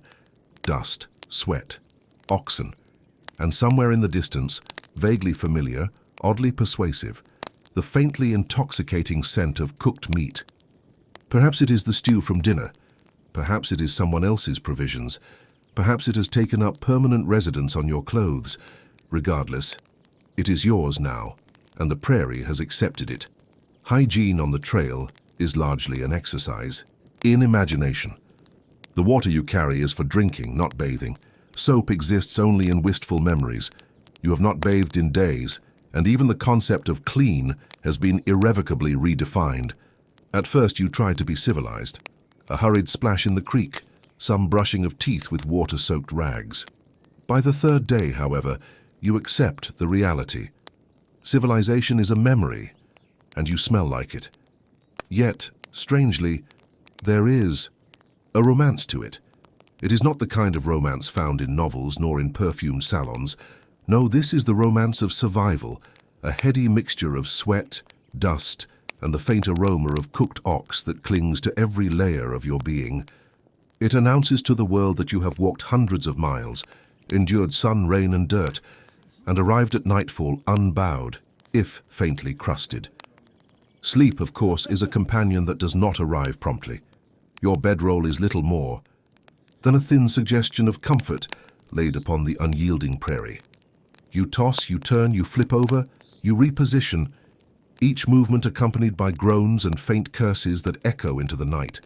Your spine protests, your hips complain, your shoulders murmur threats of mutiny, and the bedroll, which has seen better days, provides only the illusion of cushioning. The oxen, meanwhile, sleep with enviable calm, standing like statues of patience and philosophical indifference. Their chewing continues softly, a slow rhythm of quiet judgment, as if to say, "We are fine. You, less so." You envy them deeply, for they do not have blisters. They do not smell faintly of yesterday's dust. They do not lie awake, listening to every creak of wood and every snap of twig in the darkness, imagining that it heralds doom. You attempt creative solutions, one leg propped over the edge of the bedroll, a jacket folded beneath your head, a careful curling to relieve the pressure. On blisters. Nothing works perfectly, yet all efforts are necessary for the illusion of control. You murmur to yourself, recounting the day, breakfast with dust, lunch with despair, dinner with dysentery, and now a night scented with ox and regret. Around you, the camp hums quietly with life. Some travelers lie in makeshift tents, the fabric whispering with the wind. Some sit near the fire, tending the embers for warmth, murmuring faint complaints about aches and miscalculations.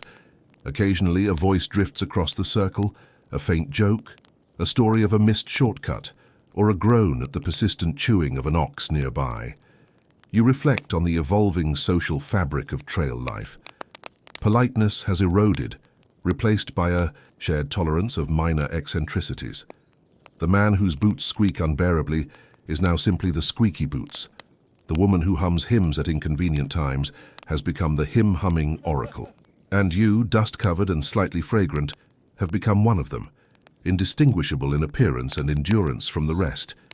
Sleep finally begins to tug at your consciousness, though not gently. It arrives in intermittent waves, a nodding of the head, a sudden jerk awake, the discomfort of your body reminding you that your muscles have a sense of humor that is cruel, dry, and very precise. You adjust your blanket again, inhale the combination of smoke, sweat, and cooked ox, and allow yourself a faint, absurd kind of comfort. You are in a way romanticized by suffering. The prairie itself seems to conspire toward intimacy. The stars wheel overhead, ancient and indifferent. The fire crackles softly. The low hum of distant wagons and the occasional snort from oxen provide a lullaby that, though irregular, is constant. And you, wrapped in layers of dust and determination, begin to feel part of something larger, a slowly moving organism composed of people, animals, wagons, and the slow, relentless march of human perseverance. Somewhere, a raccoon scurries through camp, sniffing for crumbs with the faint, insufferable air of judgment that only raccoons can manage. You smile faintly, appreciating that even wildlife seems aware of the romance of survival, if only in the form of mild opportunism. By midnight, the prairie deepens into silence. The oxen have settled into their chewing stupor. Fires have burned, low, leaving only glowing embers. The air carries the faintest chill. You breathe slowly, allowing yourself to appreciate the subtle poetry of trail life, the scent of dust mixing with sweat, the rhythm of distant wheels, the quiet companionship of others who are equally disheveled, equally fragrant, equally human. Your thoughts drift to tomorrow. Another day will begin with dust-strewn breakfast, the rhythmic agony of walking, and perhaps more charming encounters with wildlife or misdirected shortcuts. Your blisters will throb, your patience will be tested, and yet you will endure, and tonight in this small circle of light, in the embrace of dust, sweat, and faintly cooked ox, you allow yourself a gentle, weary contentment. You are filthy, tired, and slightly fragrant, but alive. You are, for the moment, utterly and absurdly human. With that, your eyelids close. The prairie hums, the wagon settles, the oxen chew, and you drift into a sleep that is part exhaustion, part relief, and part the slow acceptance of the trail's unique and unglamorous romance. The day begins innocuously enough. The sun is bright, the prairie stretches endlessly in every direction, and your boots are coated in that familiar layer of dust that makes you smell vaguely of history. Spirits are high, or at least as high, as can be expected when a group of people who have been walking in a cloud of their own misery for days gathers at the bank of a river that looks both calm and profoundly uncooperative. At first glance, it seems straightforward. Water glints invitingly in the sunlight. The current appears polite, almost gentle. You inhale deeply, convincing yourself that this is a moment of triumph. Your first major obstacle, a river of considerable size, and you will cross it with the grace and skill of a seasoned pioneer. And then you step closer. The river, it turns out, has other ideas. It moves with a quiet menace, swirling around rocks that seem innocuous until your foot finds them, and you remember that 1845 had no concept of anti-slip technology. You watch as other wagons begin the crossing, some inching forward slowly, oxen groaning under the unfamiliar weight of waterlogged terrain, and realize that your own confidence is naive at best, dangerous at worst. People fall. Oxen stumble. Wagons tilt alarmingly. The air is filled with a chorus of splashes, startled shouts, and the occasional curse that you swear is melodically improvised on the spot. There is, in short, no subtlety here. The river does not negotiate. It does not wait politely for you to finish your morning coffee. It simply is. You take a deep breath, perhaps the deepest you've yet attempted on this trail, and begin. Your first step into the water is greeted with a cold shock that travels straight up through your boots, through your legs, and settles somewhere in the small intestine. You bite back an expletive. The oxen, for their part, continue forward with a stoic determination that borders on the philosophical. You begin to envy them again. Historical anecdotes flood your mind as you navigate the current. You think of the records you've read, families losing wagons, livestock swept away, and occasionally the more morbid notes of pioneers who noted in their journals that they had lost everything but the misfortune. The river before you could at any moment decide that you will become another entry in that grim ledger. Your wagon tilts alarmingly as the first half of the river claims its share of dignity. Water laps over the wheels. The axle groans. Someone yells something about balance that is either helpful advice or an existential question. You try to remember which. A boot slips. You stumble. One ox grunts disapprovingly. You swear. The river swirls forward entirely unimpressed. Then comes the first loss. Perhaps it is a crate of supplies once filled with carefully rationed food, now floating downstream like a tragic little raft of hope. Perhaps it is a child's hat, stolen by the current in a cruel jest of fate. Or perhaps, worst of all, it is a wagon wheel that, after a moment of tension and suspense, snaps in half with a sound that could only be described as the universe laughing. You pause to take it in. The water swirls. The oxen blink. Fellow travelers sigh and groan and shout, each response adding to a symphony of controlled panic. And you, soaked, muddy, and vaguely questioning every life decision that led to this moment, find a strange calm in the inevitability of it all. There is, you realize, a pattern. The river takes its due, but it also teaches something profound. Humility, patience, and the importance of never assuming that you understand the natural world. You watch another wagon slowly and carefully cross, axle groaning, water lapping. At the sides, oxen eyeing the current with suspicion. Step by step it makes it to the other side, and you think perhaps that your own crossing will soon be equally triumphant. But nature, as you've discovered repeatedly on this journey, enjoys its little jokes. One misstep sends water cascading over the side of your wagon. Supplies shift, oxen snort. You grab hold of the reins, more in desperation than control, and inch forward, each step a negotiation with gravity, current, and your own nerves. Eventually, you reach the far bank. Mud clings to your boots. Clothes are soaked through. The wagon is slightly tilted, wheels wobbling, and the river has claimed a small, humiliating tribute from your belongings. You step down, exhausted, triumphant, and vaguely convinced that you will never, ever underestimate a body of water again. Around you, the other travelers exchange glances. There is relief. There is minor celebration. There is the quiet, morbid acceptance of loss, crates missing, food drenched, and dignity slightly eroded but fundamentally intact.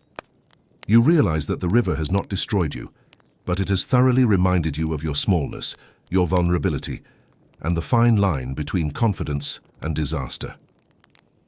By the time camp is set on the far bank, night has begun to fall. The river gurgles behind you, calm once more as if nothing had occurred.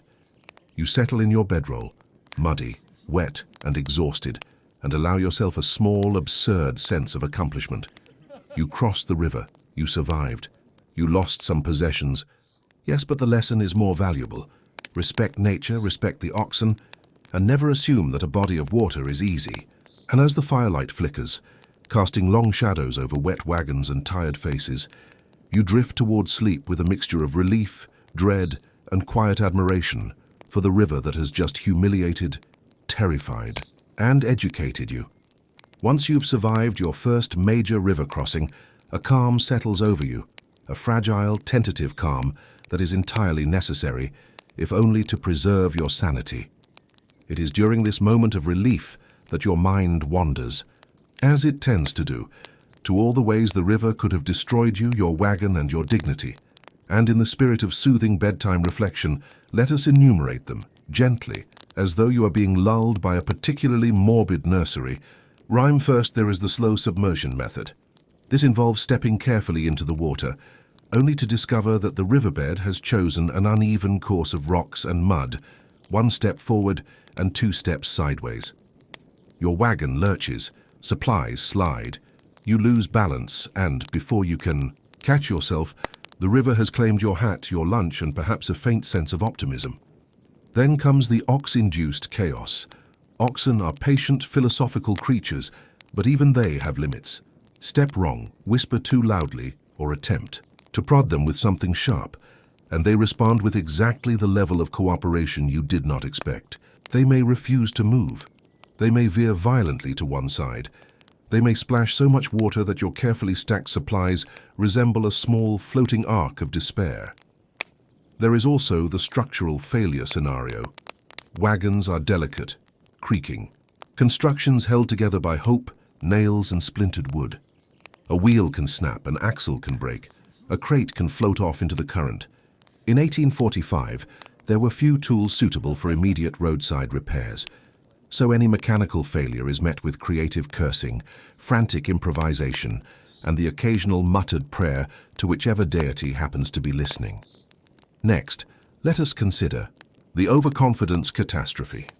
You, of course, might decide, as many pioneers did, that the river does not look so deep, or that a little water never hurt anyone. This kind of judgment is universally rewarded with minor panic. Soaked boots, a floating lunch, and at least one ox displaying conspicuous disapproval. Overconfidence, gentle listener, is a perilous companion. The miscommunication collapse is another classic. One traveler shouts instructions, another misunderstands them. Oxen receive conflicting signals. A wheel tilts just enough to send a crate of beans rolling into the current. Everyone swears under their breath. You silently admire the symmetry of chaos. Then there is the weather complication. Even the most seemingly tranquil river can turn treacherous when the rain begins. Soft at first, then insistent. Banks become slick, currents quicken.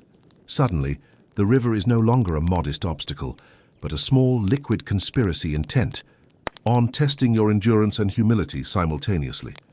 Do not forget the child-related hazard. Children are either invisible, immune to fear, or inexplicably drawn to danger. One child steps where they should not, squeals, or nearly topples into the water. Adults scramble, oxen flinch, and in the end, no one is seriously hurt. But morale drops precipitously. Finally, the miscellaneous absurdities. This includes everything from a dropped tin cup, a hat floating serenely downstream, to the inevitable lost boot that you swear you packed, but now find joyfully bobbing in the current. These are minor tragedies, yet they accumulate, leaving each pioneer with the quiet, grim satisfaction of knowing that no plan is foolproof, no crossing guaranteed, and that the river has a sense of humor, both patient and inexorable. Despite all these possibilities, slow submersion, ox-induced chaos, mechanical failures, overconfidence, miscommunication, weather, children, and miscellaneous absurdities, you survive. Your wagon, slightly battered but still upright, crests the far bank. The oxen shake water from their hides as if nothing had occurred. Supplies are partially lost, partially drenched, and your boots squish softly with every step. You exhale, exhausted and grateful for the arbitrary mercy of fortune. It is at this moment that the river's lesson truly settles in. The trail and nature itself is indifferent to your plans. The river tests patience, judgment, and humility simultaneously. It is educational, terrifying, and, when reflected upon later, preferably with dry humor, oddly satisfying. You think of future crossings and shudder in anticipation, quietly promising yourself to never underestimate a body of water again. And so, in the dimming light of a wet, triumphant day, you set up camp on the far bank. You watch the river gurgle and swirl, calm once more, a silent witness to the chaos it has just orchestrated. The oxen graze, the wagons settle, and the pioneers, muddy, tired, and slightly delirious, share a quiet, morbid camaraderie. It is here, lying in a bedroll slightly closer to the ground than the river itself, that you realize the simple truth. There are countless ways to fail, and each one is simultaneously tragic, humorous, and profoundly instructive. Sleep arrives, eventually, carrying the soft murmur of the river, the occasional groan of oxen, and the gentle reassurance that tomorrow will bring new rivers, new chaos, and new opportunities to test your patience. And you, muddy, wet, and undeniably human, drift off with the comforting knowledge that you have survived your first major river crossing, if not without loss, then at least with your dignity intact enough to tell the tale. Section 3. Historical anecdotes about real disasters. Once you've survived your own river crossing, soggy, muddy, and vaguely questioning the wisdom of leaving civilization, it's natural to reflect on the history of those who attempted the same feat before you. And, as it turns out, the prairie is generous with examples of what not to do, all delivered with the unflinching, grim logic of hindsight. Consider the tale of the Jones family, who in 1844 approached a river with the same naive optimism you displayed this morning. They judged the river shallow enough for confidence and calm enough for a pleasant crossing. Within moments, the water had claimed 2 oxen, a wagon wheel, and tragically, a crate of carefully rationed flour. Mr. Jones, ever the optimist, noted in his journal that the river is merely testing our resolve, a sentiment shared by no one else in his party. Then there was the expedition of the McAllister wagon train, whose river crossing became a legend, not for bravery, but for sheer theatrical misfortune. One ox, startled by a submerged log, bolted sideways, dragging a wagon partially into the current. Supplies floated past like a minor flotilla of doom. Children were rescued with heroic agility, though at least one hat and an entire tin of molasses were permanently claimed by the river. Observers later recorded that the McAllisters' experience could have served as a live demonstration of Newton's laws, basic hydrodynamics, and human folly. Your own crossing, you realize with faint relief, is unremarkable in comparison. While your wagon listed dangerously and a crate of beans found a watery grave, you are otherwise intact. You are in a way fortunate. The river has taught humility without claiming life, as it so often did for pioneers who underestimated its power. Another anecdote comes from the diary of a single man named Thaddeus Crane, who documented a crossing in Missouri. Crane's account is brief, understated, and chilling. The river took everything: the oxen, the wagon, the tin kettle, and a respectable sense of optimism.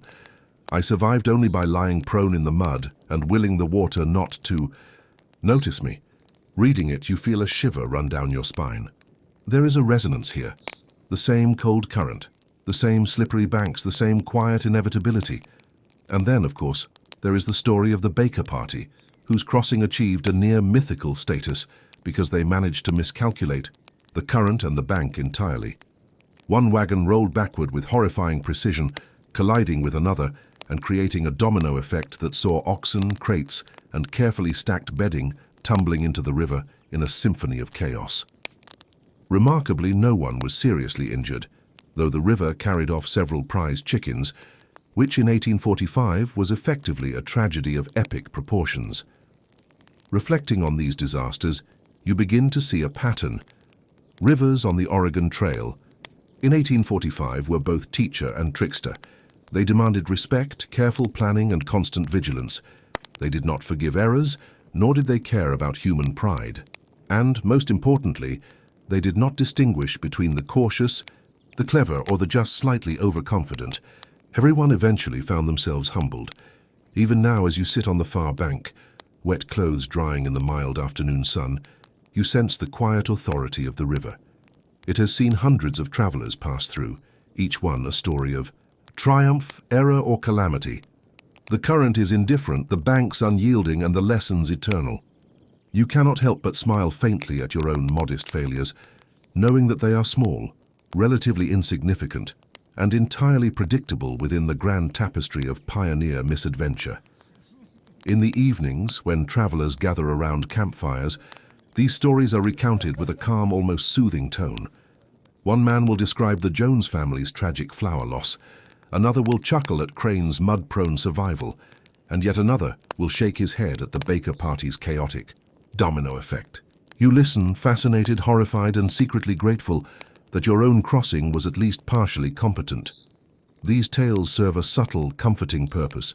They normalize your misery, your soaked boots, your lost crates, your temporarily terrified oxen. They are all part of a tradition of survival through chaos.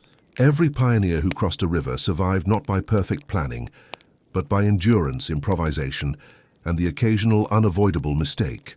And as night falls over the far bank, the river's surface glinting with reflected firelight, you feel a strange kinship with those long-past travelers. Their journals, their diary entries, their occasionally sarcastic or morbidly humorous accounts remind you that disaster is universal, inevitable, and oddly humanizing. You are not alone in failure. You are part of a continuum of muddy, wet, slightly terrified souls who face the prairie, the river, and the whims of fortune with courage and wit. Eventually, you crawl into your bedroll, still damp, still dusty, and faintly smelling of river mud and oxen. The fire crackles softly. Around you, fellow travelers share quiet laughter and subdued groans over the day's events. The river murmurs in the distance, a gentle, persistent reminder of both power and pedagogy. And as you drift towards sleep, exhausted but oddly satisfied, you understand the secret of the Oregon Trail. The disasters, the losses, and the chaos are not merely obstacles. They are lessons, shared experiences, and stories waiting to be told. You smile faintly, imagining the journals you will write someday, filled with the quiet horror and gentle humor of rivers that demand respect. By the time you finally reach the far bank, wet, muddy, and slightly numb from cold and exertion, you are already aware that the river has claimed its first significant tribute. Perhaps it is a wagon wheel, shattered and beyond repair. Perhaps it is a crate of carefully rationed food, floating serenely downstream as if mocking your meticulous packing. Perhaps it is one of those rare, irreplaceable items, a child's toy, a journal, or even a hat you were especially fond of. Whatever it is, it has left your possession and entered the realm of quiet, inevitable tragedy. You observe the loss with the peculiar combination of horror and calm that only prolonged exposure to pioneer life can cultivate. The crate of flour, soaked and collapsing, is more than just food. It is a symbol. It represents your optimism, your careful planning, and, in a sense, your fragile belief that the trail will operate under rules familiar to civilized life. That belief, you realize, is now floating downstream in a soggy, limp sheet of canvas. Other travelers have begun the ritual of morbid acceptance. One man stands, staring at a floating tin of beans, as if willing it back to him through sheer force. Dev will. Another shakes his head at a wayward wagon wheel, muttering something that sounds like a combination of prayer and insult. High Child retrieves what remains of a soaked doll, pats it and pronounces it fine, displaying a resilience that is both enviable and mildly infuriating. You sit on the bank, wet clothes sticking to your legs, boots heavy with river mud, and reflect on the nature of loss. On the Oregon Trail, as you have already discovered, losses are inevitable. Small miscalculations, the whimsical behavior of oxen, and rivers with impeccable timing conspire to take what you value. The key, you realize, is not to rage against it, but to accept it calmly, with a touch of dry humor and perhaps a mental note to double-check the next river crossing. In historical journals, pioneers often describe these first losses with a curious mix of resignation and dark amusement. One diarist notes simply, "Our wagon lost its wheel, our chickens drowned, and we continued." Another, "The river took the crate of sugar. I almost cried. Then I cursed quietly and moved on." The tone is invariably calm, sometimes morbid, and always instructive. You feel a kinship with these voices from the past, predecessors who survived not by avoiding disaster, but by embracing it with wry tolerance. You rise to inspect the remaining wagon, noting minor structural damage. One wheel slightly askew, the canvas flapping in the breeze, and a few scattered items that will need immediate attention. Repairs are inevitable, but the calm of acceptance guides your hands. You replace what you can, restack supplies, and make peace with what cannot be restored. Around you, the river continues its patient flow, indifferent to the minor tragedies it has caused. The oxen, having reached the far bank, shake water from their hides and chew calmly. Their stoicism is a quiet reminder that life moves forward, whether with dignity or chaos. The lost items, the minor tragedies, the soggy remnants of careful planning, all are part of a greater rhythm, a pattern that pioneers quickly learn to respect. You notice a small humor in the situation, the kind that arises only after a brush with misfortune. The beans that floated away could have fed 3 people, but instead have become a quiet monument to the river's impartiality. The crate of flour could have lasted weeks, but now it serves as a floating, ironic commentary on human optimism. Even the broken wheel, a simple piece of wood and metal, seems to grin at you faintly, as if it knew all along that you would need a lesson in humility. As night falls, you and your fellow travelers gather around campfires on the far bank.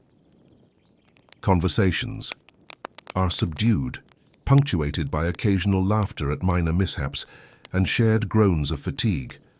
Someone recounts a story of a family that lost nearly everything to a river just last year, told in the calm, observational tone of one who has long since accepted the unpredictability of the trail.